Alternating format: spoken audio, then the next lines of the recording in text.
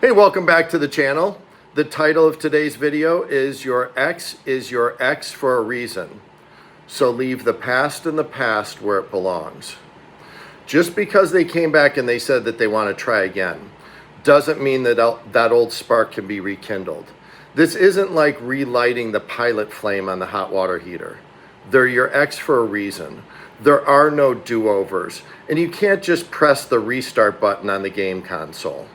Life isn't like the movie Groundhog Day where we're going to get endless second chances until we figure it out.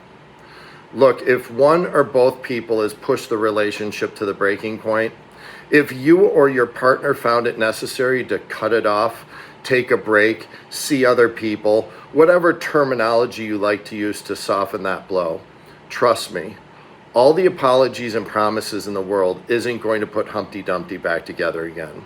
Too much water has gone under that bridge. The bond was broken. The only reason you're going back or considering going back is because you romanticize the past. It's perfectly natural that over time we tend to remember the good and minimize or forget the bad. As the old adage says, time heals all wounds. But look, don't gaslight yourself into thinking that in your absence, this person suddenly gets it or they've changed. You both had every opportunity in the world to work on these issues while you were together. So the question becomes, why now? What motivated either of you to figure it out and pull it together? What inspired this desire to change and be a better person and partner? For some reason, this didn't seem to happen while you were together, but somehow this became important to them while you were apart? In my experience, this is just a lot of talk. No different than people who make a big deal about how they're going to go to the gym and get in shape. The truth is the vast majority of them fail. Why? Because everyone wants the beach body, but nobody wants to put in the work that's needed to attain or maintain that type of physique. Everyone likes the idea of bettering themselves. It sounds good socially. I've never met anyone who says, yeah, I enjoy struggling my way through life and muddling through the day. But the truth is, most people would rather spend their time watching silly TikTok videos than doing personal development work. There was a time where I allowed people back into my life after hearing these hackneyed sentiments of, I've changed, this time it'll be different, I miss you, I can't live without you, all that baloney. I'll save you the suspense. It's never worked out for me, at least not long term. In fact, I can't think of it working out for anyone I know. Now, it might appear to work for a period of time while the relationship is in its probation period, but it usually doesn't take too long before one or both parties remembers exactly why the relationship ended. Think about it. You don't see companies rehiring people that they fired for a reason. It's probably easier to start fresh. Start with a clean slate. Stop living in the past and pining over someone who wasn't a good fit. If you were the one that messed it up, then work on your issues and defects. Learn from your mistakes, better yourself, and then do better the next time. Yes, meeting new people can be a chore. In the words of the Brothers Grimm, you have to kiss a lot of frogs to find a prince. And for the guys out there, we have to slay a lot of dragons to find our princess. There is no shortcut to this process. So why do we entertain the idea of getting back with an ex? Well, in my opinion, it's because it seems like the easiest, most expedient option. We convince ourselves that we already put in a bunch of work into this person in the relationship. The formalities and the awkward getting to know you period's already been taken care of. We know the ins and outs of this person, and we think that we can easily slip back into a comfortable routine.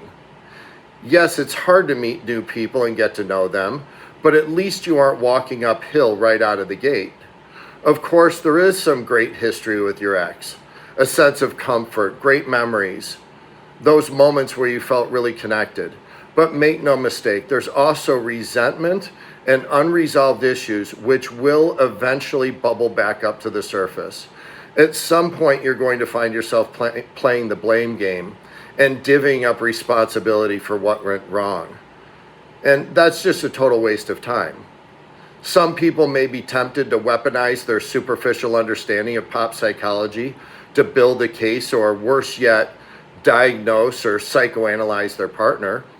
People who do this often want to assign blame while at the same time absolve themselves of wrongdoing. Many think a diagnosis is going to offer some sort of magical insight, allowing them to manage or fix this person so that they can mend the relationship and get it back on track. At the end of the day, it's all very simple. We all could have made better choices in who we picked, as well as how we conducted ourselves. We could have taken better care of our relationship and valued it more.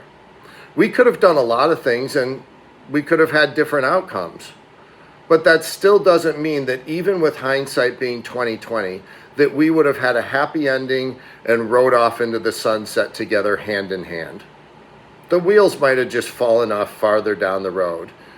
We might have just allowed more time to make a whole new set of mistakes and misdeeds. All you need to know is that the two of you didn't work out well together. You don't make a good team. You aren't a good fit, so just move on. Let's be brutally honest for a moment. If this person was really putting in the work to fix themselves and their relationship impairments, why would they go backwards and call you? Well, simple. Because they don't have any better options. That's why they came back. Because you're a better option to them than what's presently available. Now, don't let your ego delude you into thinking that they came back because they finally appreciate you and they realize what a prize you are. Don't think that they recognize their mistakes and they now see the error of their ways. There's an old saying in psychology that the best predictor of future behavior is past behavior. Their behavior during the relationship speaks much more about how they feel about you than the sweet words that they're speaking now. Maybe at best you're just a consolation prize. They failed to secure a better partner, so they came back to reclaim the relationship that they left for greener pastures, or the relationship that, in their opinion, wasn't worth working on. Let's not overlook the fact that during the demise of your relationship, in a last desperate attempt to keep the party going, you probably told them what you wanted or needed. You told them what they were doing or not doing. You told them where the hard boundaries were. And it all fell on deaf ears. During the relationship, you probably talked about your desires, your passions, dreams, and what you wanted. You gave them the formula. You literally told them exactly what you were looking for and needed from a partner. Perhaps for a period of time, they did give it to you, or maybe they promised to give it to you at some point down the road. Maybe they did meet those needs, but just long enough to draw you in and secure the relationship. In any case, at some point, one or both of you stopped meeting the other's needs. Maybe both of you stopped observing healthy boundaries. Perhaps they didn't even have it to give and they were just future faking you. Maybe they didn't feel compelled to offer it to you. The reasons don't get any deeper than that. If you were really on the same page and able to work together and communicate effectively, if you both valued the relationship, then you wouldn't have broken up. It wouldn't have gotten that far. When people break up, it usually means that all other options have been exhausted. Ask yourself why you and/or this person didn't feel inclined to offer your best during the relationship. Why it wasn't worth fighting for while you were actually in the relationship. Let's be honest, during the relationship, you both gave each other countless second chances, and you overlooked or excused each other's shortcomings. Not only were there countless second chances, but I'm also sure that there were dozens and dozens of promises and apologies that went unrealized. Finally, one or both of you reached the end of your rope and you said, "I'm out. I'm done." Think of your broken relationship like a crystal vase that fell off the table and shattered on the floor. The time and energy that you're going to spend trying to pick up all those tiny little pieces and glue them together is probably not time well spent. After all that work, you're going to fill the vase with water and then discover dozens of tiny little leaks due to the missing shards that you weren't able to find. Do yourself a favor. Instead of looking for the super glue, get yourself a broom and a dustpan. Sweep that mess into the garbage and discard it. Even a cheap $10 vase from the dollar store is going to hold water better than a $500 crystal vase that's already hit the floor and been glued together. Regardless of who or how this relationship got ruined, hopefully you learned a few things along the way. Not only about yourself and relationships, but also how to better communicate and work with people in a calm, healthy, productive manner. Don't waste your time on hope. Hope that this person's sincere and they're going to continue to put in the work. Hope that this person's really changed and not just singing you a song to rope you back in. If I had a nickel for every person who told me about how they were willing to change or how they've changed, and I had to pay out $1 for every person who actually did the work and maintained that change, I'd be a rich man. Or at least able to buy myself a sandwich over at the fast food place. Look, if our ex was even half paying attention while we were together, they would know what we want to hear. And that's why when they come back, they seem to say all the right things, hit all the right notes to get their foot in the door. Add a little trip down memory lane, maybe a bottle of wine followed by some bedroom fun, and presto, you're right back where you left off. It's happened to the best of us. I've been there too. But don't fall for it. Don't even dip your toe into that pool. My advice, don't let nostalgia and the promise of an already established relationship lure you back into a bad fit. Instead, take the time to yourself. Be humble, be honest, figure out what you need to work on so that you're able to be a better partner to someone else in the future.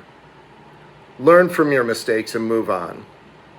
Don't get pulled back into a situation that's already proven to be futile. Unless, of course, you'd like to double down on pain and re-traumatize yourself. Because if the relationship couldn't support or sustain itself before, the probability it's going to break down again is very high. If you want to roll the dice and try to beat the house, go right ahead. But you've been warned. Your eyes should now be wide open on this subject. You can no longer claim ignorance. If that's the route you decide to take for whatever reasons, best of luck to you. I'll leave you with a great quote that I heard many, many years ago from author Roy H. Williams. A smart man makes a mistake and learns from it, but a wise man learns from the mistakes of others. If you made it this far in the video, hopefully you learned a few things. If so, please take a moment to hit the like button and subscribe. As always, new content every Wednesday at 3 p.m. Eastern Time. And until next time, thank you for joining me.